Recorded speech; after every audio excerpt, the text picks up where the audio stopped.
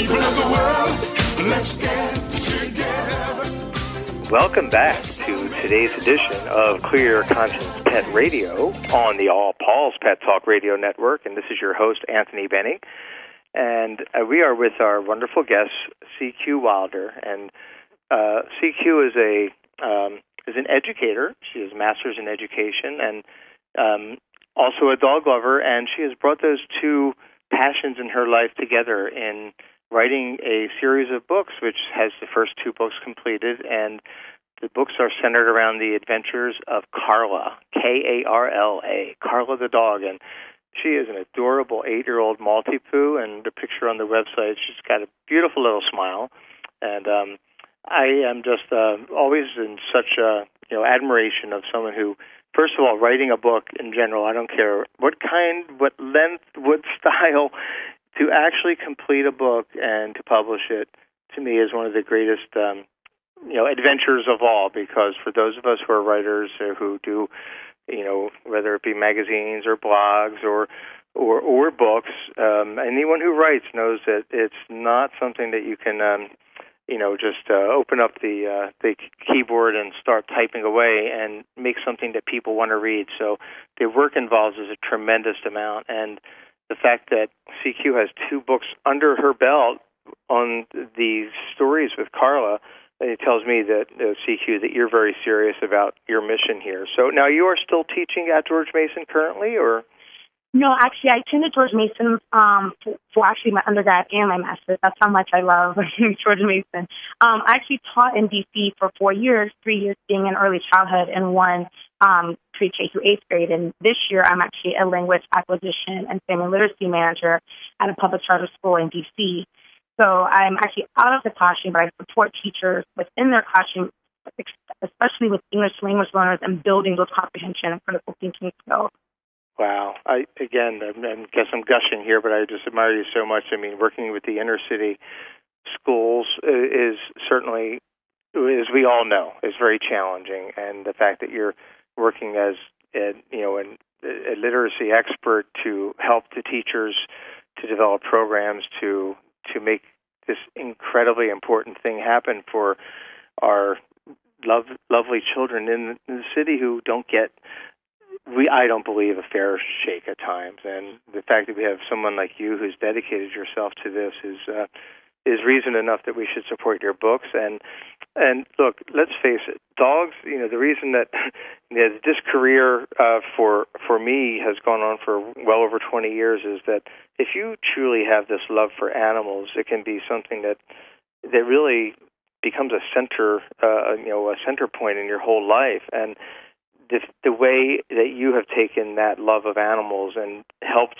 to teach children using it is something that I just say 3 cheers to you, CQ, for what you're doing here and for going out and putting this out there. And so now can you tell us a little bit about what you might have in mind for the next book? We don't want you to reveal secrets that you shouldn't reveal, but give us an idea where Carla's going from here. No problem. I actually have 12 finished manuscripts, so I gained 50 ideas. So that's so great. So the 3rd book, she's going to the farm. The 4th book, she's going to get prepared to go to space. The 5th book, she actually launches into space and goes to the moon. The next book after, she travels around and looks at all the different planets, and she teaches about constellations and comets and gives different facts about each planet. And then she ultimately comes back down to Earth in the following book, and it's like a day in the life of Carla. She goes to the vet. She goes out to the dog park to hang out with her friends, and it kind of just gives the readers an idea of what her day kind of looks like. I wrote a book that she also teaches about dinosaurs and paleontology. And then she actually then goes and talks about the weather. So I have so many ideas, and they all originate from teaching these concepts in classrooms. And so I want to just really just bring those opportunities home to parents so that they can continue teaching their children through the book and not have to fret, well, what am I going to do? What kind of vocabulary can I teach? What kind of questions can I ask? I provide all of that in the book, and I highlight them so that you know specifically that you're learning this vocab word, and here's the definition. Now, with the amazing amount of work that you've done on this, have you gotten some recognition? Because I worry about someone who's doing such great work as you, and it's such a big, crowded world out there full of media, and I think that what you're doing sounds like it deserves a tremendous amount of attention and respect. And so, have you been able to get some attention from some major media, perhaps, to highlight what you're doing? Because if not, we need to help you by steering you in some of those directions. Because I think it's very rare that someone has the drive that you do, and really you're a Renaissance woman with the different subject matter that you're covering here, and using Carla as a vehicle to explain it. I mean, sounds to me like you deserve like a MacArthur Genius Grant or something like that. Well, thank you. I appreciate that. I've been doing a lot of different events in the Maryland, D.C., Virginia area this past weekend. We went down to the Virginia Pet Expo, and that was just amazing just to see all the kind of dogs and the children who are actually really excited about reading books, because I've noticed a lot of children aren't excited about reading, and a lot of children don't even have books at home. So I haven't had a lot of media attention necessarily, but in my education, I was awarded my first year teaching. I was awarded a Community of Practice Award by my peers, and I've also spoken at a conference on bilingualism, and I've also been featured in a book about great classrooms that was published by I think it was a mayor in Connecticut. So that's been really exciting to work on. But ultimately, my goal is just to provide books for children for at home, especially those in the inner city or those they don't have any books at all, but just to give them a chance to enjoy Carla for themselves, and just whenever they're having a bad moment or when they're sad, to just open up the book and just step out of their own reality and just have fun with Carla. So that's really my main goal with this series. And every time anyone actually buys books, it gives me a chance to donate. I've donated about 50 of my books so far between the two. I'll walk on the street and I'll just be like a little kid, and I'm just like, here, take a book. And especially in my neighborhood where there's a lot of low income housing and all that, and so from my experience, I know not a lot of those children have books at home. So it's not about me necessarily. It's so much about Carla and just promoting literacy and having Carla teach children, because children are tired of being adults all day long in the classroom. So if a dog can teach them these same concepts that their teachers are teaching them, it's just such an amazing experience, and it just gives these children, all children, just an opportunity to continue succeeding academically, social, emotionally, and just hopefully become a better citizen later. And when they go to college, that they become inspired to be teachers, doctors, lawyers, whatever they want, and know that they can come up, they can use their own pet as their main character and create a dog series. Now, what is the age range that the books are really targeted to? And I'm sure it can vary depending on the reading level of the child reading the book. But what is your kind of targeted age range for the books? Sure. So the targeted age range is 3 to 9. It's really building those foundational skills, and the standards that I use are really for the pre-KK, first grade, kind of pushing second grade. Right. My goal is that last year when I was working up to 8th grade with up to 8th graders, a lot of those 8th graders, A, can't read, B, they don't have any comprehension skills or critical thinking skills, but they continue to get pushed on to higher grades. And so I realized how important building those foundational skills are, especially critical thinking and comprehension, and just being able to ask and answer questions. So when I read it to all the different grades at my school last year, when it hit about 4th grade, they started asking, well, where are the chapter books? And I got inspired to start writing a separate series about Carla for chapter books. But they wanted to read it to their younger siblings, or they wanted their parents to read it to their cousins or whoever. So the goal for it is really to build those foundational skills, but I embed so many questions within the text, because a lot of parents, a lot of people, they honestly don't know how to ask questions. So I want to give them those tools without them having to search or feel like they're inadequate and that they can't go to a teacher and ask, how do I help my child at home?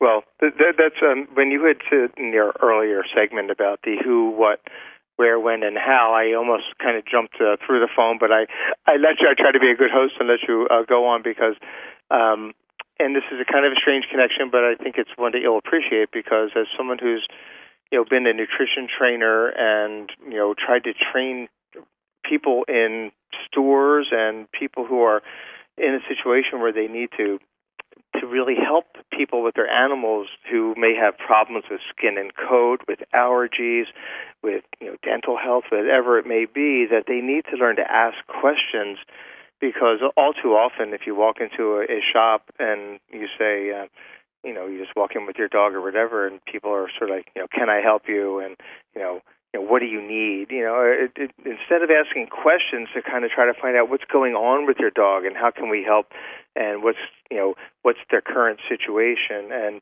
learning those what we call open-ended questioning techniques. It seems obvious to those of us who are maybe in business or in education like you that the only way to draw people out is to ask open-ended questions, but I don't think it's a skill that gets taught at all. I believe that we're not giving children the tools to become good, in a sense, interviewers of their own education that you're trying to seek. And I think it's great that you're encouraging children to ask questions and ask questions that have more depth than just is this the right answer? Because especially with with math and reading being obviously the two biggies for our young people to start to nail down to move forward in life, it can become very complex. And I think that to take some of that pressure off and kind of put it through the eyes of a dog and the kind of in a fun way sort of draw the children in and trick them a little bit and say, hey, this is going to be a fun story, but get them learning while they're having fun, that hopefully they can take that experience and the next time they need to ask a question of a teacher or a counselor to not be afraid, because I think sometimes our kids they're afraid to ask the adults questions even. And, there's some kids in the classroom that never stop talking and some kids in a classroom that are afraid to open their mouths. And it sounds like to me that you're trying to make sure that those that are afraid to speak start to gain the skills to speak and to have their voices literally heard, and that Carla can be a vehicle to help to make that happen. And you're absolutely right. And another thing with the parents reading, again, a lot of adults, like you were saying, they don't know how to ask. They don't even feel comfortable. So even though my target is to teach children, I'm actually teaching the adults too by embedding a lot of those questions when they realize, oh, wait a second, I just had this long conversation without even having to physically think about it and think of the questions to ask. Because, again, I've spoken to a lot of parents, and they just kind of look dumbfounded sometimes, and I just let them know it's okay to ask. And some of them say, like, well, I don't know what to ask, or I don't even know how to ask, or I dropped out of high school, and school was a really daunting process for me. So, again, it's based for children, but my goal is that if the family sits and reads, that the mother, father, grandmother, whoever, they can build those skills too, and inquiry and critical thinking and just math and literacy. So but she said it's very important to ask questions, and a lot of people, they don't communicate because we can just text each other and everything is fine. But I'm so old school, and I grew up in the library that I just love books, and I just hope that by using Carla, it attracts more people to just want to learn and want to succeed instead of just only wanting to just be a basketball player, only wanting just to, become a rapper, because nothing's wrong with that. But I want them to also see that education can be fun, and you can learn without it being the most stressful situation of your life. Well, that's going to be the perfect time for us to come to the end of our program, which we've extended a bit just to make sure that we gave you time to talk, because I believe that you are a treasure. You really are someone that's doing what you're doing. My admiration for you is tremendous, and we'd like to send some treats for Carla. So yes. Make sure you send me an email with your snail mail address, and I want everyone one more time to go and buy these books. I want to tell you how to do that, and it's very easy. If so many people are on Amazon Prime, it's free shipping. Go to Amazon and just search the books. Search Carla the Dog, and you'll see the two books, the Island of Mysterious Wonders, which is the more recent book, and the Carla the Dog Deep Sea Adventure. Both books are available right now, and there's going to be more coming, but buy those books, and especially if your children are having trouble with reading or with anything in school, grab these books, give these a try, because it could be the little key that opens the door to education for your children and getting them moving forward. And let's face it, that's what we're here for, to help our animals, to help our children, to help our families. And I want to thank you, CQ, for being someone who gives so much. So thank you for being one of the givers out there, for loving animals, for loving children, and for being one of the good guys. So thank you so much for being with us. And everyone, carlathedog.com, or go to Amazon and search for the books. Please buy these books. It's a great idea, and CQ deserves the support to keep on doing her wonderful work. So thank you so much for being on Clear Conscience Pet Radio. Thank you so much. Have a great one. Thank you, CQ. Bye-bye now. Bye.